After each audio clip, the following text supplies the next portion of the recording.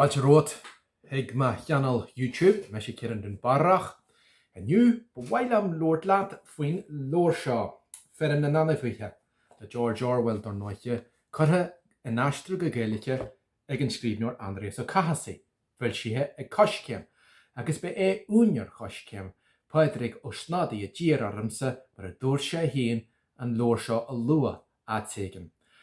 Ach, leis an irinne dhéanú leat tharó íon am ógam sa Léirmheas a scríú ar a lór seo, agus tharó íon áit ógam hon chur a glóón ach an irid leis an irinne dhéanú leat ach spragaí ag ONP ó marachú hocraí mise bhí sin a dhéanamh faoi agus ar nóiche hall ar cheanal ONP tá Léirmheas deanta aige ar a lór céarna hana hín.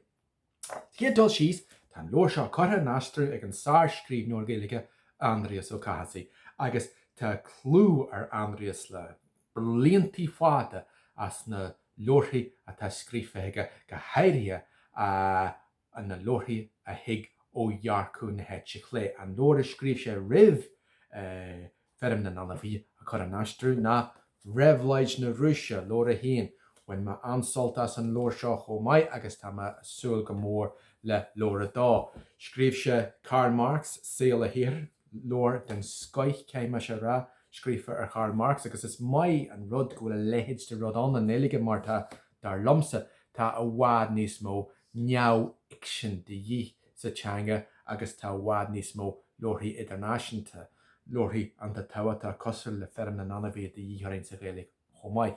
Scríb sé an lór seo céime adhain nar le mé riú agus pralam an tideal an móchaníleach. So tu go lór scrífa ag Aindrias. Ar bhealach ní gádom inse de riní faoi Animal Farm nó Feirm na nAinmhithe.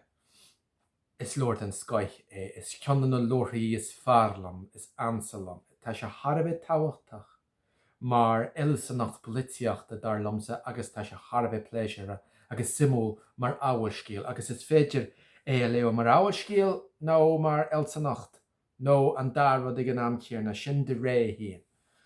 Tá trí elements den lór seo, an uair-scéal híon agus slór scéal giris go lór Litracha scrífa ag Orwell ag filseoirí i ggéirí filseoire amsú mar bhí sé tharbh deachar mar buineann an lór seo le stálínachas. Ní gá mór an analis sé dhéanú ar an lór mar a léiríonn George Orwell in san lór seo is faoi stálínachas atá an lór seo. Agus sílam gur mar a léiríonn sé bhí sé tharbh deachar dó filseoir a áil ag an am mar bhí cóthúlaíocht idir an bhrátain Státaí Untaí America agus leis an bhrúis ag an am agus ní raibh daoine i gcéirí chur isteach ar Stalin nó Uncle Joe mar a tugadhar. Ach cé an bhaine se le stálínachas a bháin te go ghfuil a bhhaid níos mó a gceist an leis an lór, tá difhnacht a gceist ar a lór, mar a scríomh Aindrias in san aiste ag deireadh lór agus sin an tríú elements in san lór agus is fiú cheannacht don aiste dar lomsa hín. Tá Feirm na nAinmhithe tar éis marachtal níos fuide a níos an stálínachas a nachse agus ní réon chosalacht ghfuil tarrainn sin scéal a go le laid. Ní le fás agus bás roimhleid na rúise bháinna bhainse ach le hiireacht a bí an saoal a chéochlú. Is bún bhéhrú dúine ar na gistí is gá a bheith ar bhéchal orthú na chéochfálaí is gá hachans. Agus gá eile sin agus beidir ligacht sa lór hín agus ligacht an aiste Aindrias ná cén dóid stálínachas a hachans. Cén dóid roimhleid a bheith an, cén dóid socialachas a bheith an nó rudig an roimhleid ach gan a lehéad de Stalin teachtasteach agus grima áilir rud agus stálínachas a chur a bhain. Dar nóiche sílam bhfuil freigra díthraína sin mar nuair a bhí me sé scoil buinniú úsáide san lór seo mar thóscéal, mar aonaise nach féidir socialachas nó rudidir bífáras in riire ar nóiche thuaí me sé scoil gramadí chatlachach. Ach ní bháin a bhain go muna se le stálínachas mar a dúirt Aindrias a bhí buine se le gachchéochlú polítiaachta agus nuair a bhí me leo ríise le mar iriseoir gur bhfuil anna chosalaachtaí idir an dóid a tharlaíonn rudaí a sil na Gaeilge agus an dóid a rinn na macha in san lór seo na daoine is dúró. Mar hámpla Ní chuirtar deirú le rud a bí a saoil na Gaeilge, agras, paparnúchtan, Joontas, ceart a teanga. Ní chuirtar deirú láfa hon winseún Gaeilge, ní hé chalabi hon chur le saoil na Gaeilge, hon cabh leis an Gaeilge.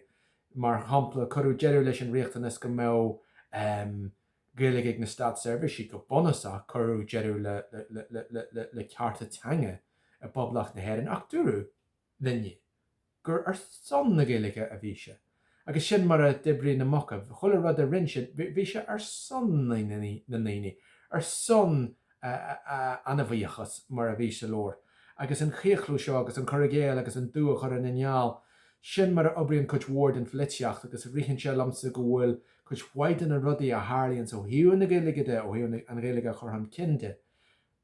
Go bhfuil macla an, go bhfuil cosalaachta idir sin agus Feirm na nAinmhithe, agus beidir go muine sé sin na gach chéchlú agus gach míionrachas agus chorigéal, agus sílam gur fiú an lór a leo ar a hon sin. Ach, mar a dúirt me se sílam an rud an ceist atá agamsa agus is ceist mhór na cén dóid sin a hachant, agus ní mhór mé an freigra ón lór seo caiithí meise sin a adhaid. Ó hiú na Gaeilge de agus go leor daoine smaoinú faoi chaide na Gaeilge sin fá go léon siad rud a bí an Gaeilge go siad gur Gaeilge ólam agus mar sin de tá chaide na Gaeilge Harbh tábhata. Tá nuair me se go páirsanta íon wotún nó mancóg sa leor seo rinneú agaracht den scaith agus ní hocalam sa smaoinúir bhealach ar bí le Gaeilge an leor seo a ása, tá Gaeilge den scaith ag Aindrias Ó Cathasaigh agus bhí se Harbh mai. Ach, ceann a rudaí a bhuaí me faoin lór agus choíontas ar an faoin lór leis ar inne dhéanú leat ná. Go sé scrífa sa chaide an ificúil. Agus muíam go bhfuil an chaide an ificúil gur a banan an chaide an ificúil agus an Gaeilge ag an foinse seo. Gur scríbhú ag a tús mar fróir de heicslóir éirithe agus de rannagan ástacháin agus glíthe agus mar sin de.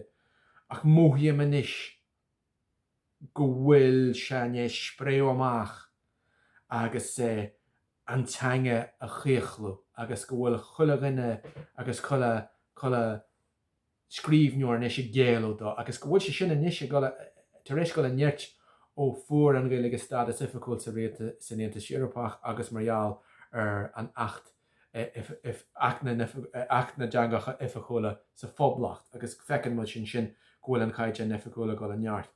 Beidir gur scéal mai é sin, beidir nach scéal mai é sin agus beidir narúíon éalahú sin. Ach an dóin nach gadítar caint éigen in sa chaide an ificúil. Deirtar bhfuil hanan se sin a rá nach féidir a rá nó a scríú. Ach an féidir sin in é riire. Curann se a gcibhne dú rubbog, rud ag an eile a scríú orhfuil faoi teangachaí, agus faoin dóigh gur féidir rudaí a dhearú amach ó hangachaí, agus leor eile a scríobh se 1984 agus brehrálam sa leagan Gaeilge den leor seo a eiceáin. Hanil me se a rá gur a banan an chaide an ificúil agus 1984 ach seans gur cheartú a bheith smaoinú bagan sulla gurthaimid jeú leis an éagsalacht sa Gaeilge ar fad sulla neanimid éagsalacht agus go leor séimhreas atá sa teanga a chéchlú ach gan amtíarna seo teanga na Héireann seo an Gaeilge mar atá san amatá láthair.